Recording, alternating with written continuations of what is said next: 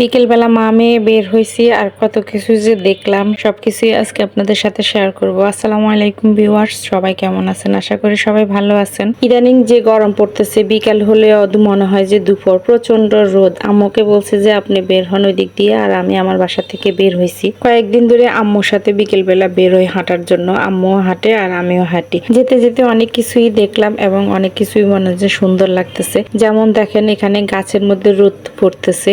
গাছের মধ্যে রোদ পড়াটা আমার কাছে অনেক সুন্দর লাগতেছে, কেন জানি এত সুন্দর লাগতেছে, একদম সোনালী কালার হয়ে আছে গাছগুলো। তারপরে একটু যাওয়ার পর দেখি যে একটা ছোট বিড়াল, এত কিউট বিড়ালটা, সাদা বিড়াল আমাদের বিড়ালের মতো। তো ওটা দেখে আবার আরেকটার সাথে দুষ্টামি করতেছে। ওটা দেখে কিছুক্ষণ দাঁড়ায় থাকলাম। এদের দুষ্টামি দেখে আমার এত মায়া লাগতেছে, আমার বিড়ালের কথা মনে পড়তেছে। যেখানে যাই এখন বিড়ালের জন্য সবসময় মনে পড়ে আর একটা চিন্তায় থাকি। তারপর আম্মুকে বললাম যে ফোন দিয়ে যে কতটুকু আসছে। আম্মু বাসা থেকে বের হয়েছে, আমি আবার আমার আম্মুর বাসার দিকে একটু যাচ্ছি আম্মুকে একটু আগে আনার জন্য। তো দূর থেকে দেখতেছি আম্মু আসতেছে। তারপর ওনার সামনে গেলাম, গিয়ে আবার আমরা অন্যদিকে অন্য রাস্তায় চলে গেলাম। যেতে যেতে কিছু দূর যাওয়ার পর দেখি যে ছাগল, তাও সাদা কালারের ছাগলটা প্রথম দেখলাম, আর দেখছি কিনা আমার মনে পড়ে না, সেজন্য একটু ভিডিও করে নিলাম। তারপর আরো কয়েকটা ছিল রাস্তার অপোজিটে, আসলে ওই দিক দিয়ে রাস্তাটা ভালো ছিল না, সেজন্য আর বেশি একটা ভিডিও করে নেই। এই জায়গাটা হচ্ছে সার্কিট হাউস। এই জায়গাটার রাস্তাটা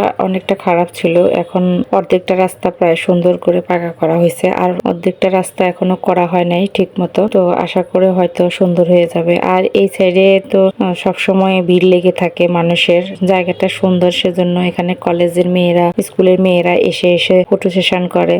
ওরা অনেক ছবি তুলে, আর এ পাশ ও পাশ শুধু ছবি তুলতেছে। আসলে পরিবেশটা অনেক সুন্দর লাগে, সেজন্য তো আমরাও অনেকক্ষণ এখানে দাঁড়িয়েছিলাম, ভিডিও করতেছিলাম। আর এই জায়গা দিয়ে রাস্তার এক পাশ থেকে আরেক পাশে পানি যাওয়ার জন্য একটা পোলের মতো করে দিয়ে রাখছে। ওই জায়গা দিয়ে একটা বিলের মতো হয়ে আছে। বিলটার মধ্যে দেখেন কত শাপলা, এত শাপলা একসাথে আমি আসলে দেখি নাই কখনো। আসলে আমার বের হওয়া হয় না তেমন একটা, কোথাও যাওয়া হয় না তেমন, তো গ্রামেও তেমন এরকম দেখা হয় না। আর এখন এখানে দেখতেছি, দেখে আমি আমার আম্মু দাঁড়িয়েছিলাম অনেকক্ষণ, অনেক সুন্দর লাগতেছিল। ওখান থেকে আবার হেঁটে আমার পার্কের দিকে রওনা দিলাম। এদিকে একদিকে হচ্ছে মসজিদ মার্কেট অথবা আপনার মেইন রোডের দিকে, আরেক দিকে হচ্ছে মহিলা কলেজ, গার্লস স্কুল, পার্কের দিকে রাস্তা। তো আমরা পার্কের দিকে যাচ্ছি, আর পার্কের দিকে এসে পার্কের ভিতর দিয়ে আমরা আবার বের হয়ে যাব, কারণ এখানে আমরা বেশিক্ষণ থাকবো না। আমরা যে জায়গার উদ্দেশ্যে আসছি আমরা সেই জায়গার দিকে যাচ্ছিলাম। পার্কের গেটটা আপনাদের সাথে আরো শেয়ার করা হয়েছে।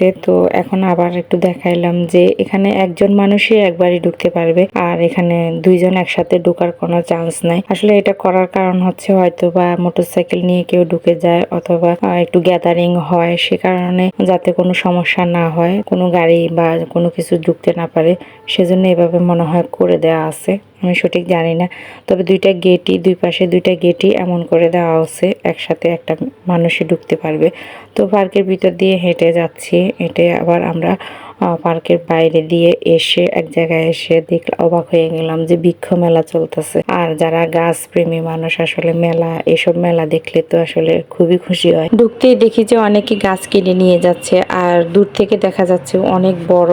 ওদিকে ঢুকতেই হাতের বাম সাইডে একটা ম্যাপ আকারে দেওয়া আছে, মানে নোয়াখালীতে যে যে দ্বীপগুলা আছে ওই দ্বীপগুলার নাম দিয়ে এখানে কিভাবে কিভাবে দ্বীপগুলা সেগুলোর একটা ম্যাপ দেওয়া আছে। তো আমি দেখে অবাক হয়ে গেলাম যে নোয়াখালীর মধ্যে এত দ্বীপের নাম, আসলে সত্যি অবাক করা। এত দ্বীপে তো যাওয়া সম্ভব না, আর এত দ্বীপের নামও জানতাম না, এক নজরে সব দ্বীপ দেখে ফেললাম। এরপরে যেদিকে গাছগুলা আছে ইনডোর আউটডোর, বিভিন্ন ফল, সব রকমের গাছগুলা, আর আমি দেখে তো অবাক। আমি শুধু ছবি তুলতেছি, ফুলগুলা দেখতেছি, এত ভালো লাগতেছে। প্রতিটা সারিতে সারিতে গিয়ে গাছগুলা দেখতেছি, আর দেখতে দেখতে প্রায় সন্ধ্যা হয়ে গেছে, অন্ধকার হয়ে গেছে। তারপরে আমি আর আমার আম্মু একই রকমের রঙ্গন গাছ দুটা কিনলাম টপ সহ। তো ওগুলা কিনতে কিনতে দেখেন কতটা অন্ধকার হয়ে গেছে। তারপরে আমরা বের হয়ে পড়লাম, আর অনেকগুলা গাছ তো আমাদের আছেই, আর অনেক গাছ আছে রোদ ছাড়া হবে না, হয়তো বা ছাদে লাগাতে হবে, আর না হয় বারান্দা যদি রোদ লাগে